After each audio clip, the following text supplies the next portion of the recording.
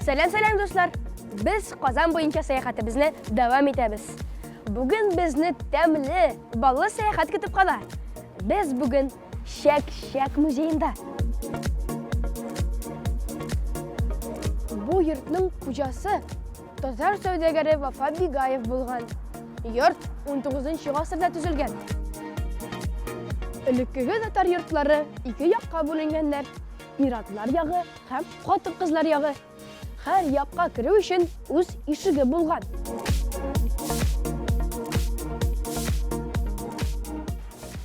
Isimsiz. Muzeyga kirgach bizni motor yog'imli Tatar qizlari qarshi oladi.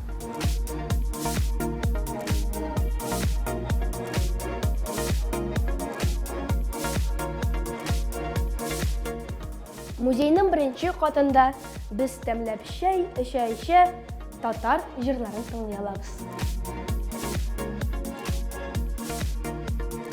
Boshqa muzeylardan ayirmalı bo'laroq bizni bunday ekskursiyat tugul, xo'jabeka qarshi oladi. Isimsiz? Selam Azamat. Ayda, o'rganib. Rahmat. Shak-shakni Tatar xalqining vizit kartochkasida deb aytib bo'ladi. Odatda biz chet illarga, chet tubaklarga chiqqanda o'zimiz bilan ko'chtanashgan narsa olib boramiz. Albatta, shak muzeyda ali shak azadlav sirlari bilan da tanishib bo'ladi. Muzeyda ali shak azadlav bo'yicha master-klasslarda o'tadi. Muzey qoidalari bo'yicha ul master-klasslarga 14 yosh to'lgan bolalar g'ana kira oladi. Men hali 13 kina bo'lganda meni master-klasslarga kiritmadilar. Lekin meni baribir shak azadlav sirlari bilan birozgina tanishtirdilar.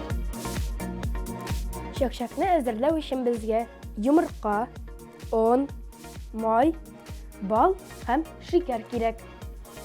Sizning e'tiboringizni shakarga yo'naltasim keladi. Ilk shakarlarni mana bunday zo'r kesaklar bilan saqlaganlar. Ham uni mana bunday maxsus shakar vatqichlar bilan vaqlaganlar. Mana bu, bilasizmi narsa? Bu burungi blendi. Muzeyda shak pishiruv sirlari bilan bir ritdan Tatar xalqining yashash ravishi, turmushi bilan da tanishib bo'ladi.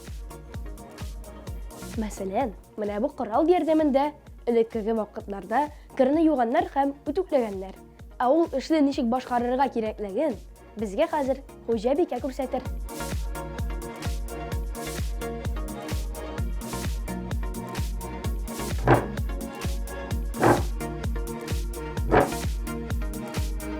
Rahmat.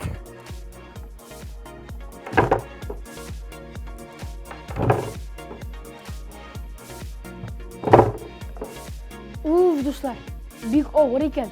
Ilk bir mingta fitnesslarda kerak bo'lmagan.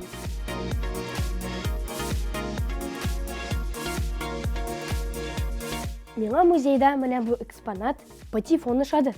Ilk vaqtlarda muzikani kompyuterlardan, turli gadjetlardan tugul, plastinkalardan tinglaganlar.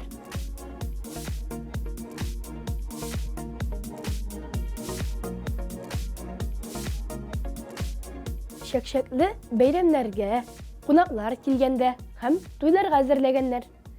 Bugun da meni xo'jabeka shak bilan sizlarga bo'ldi.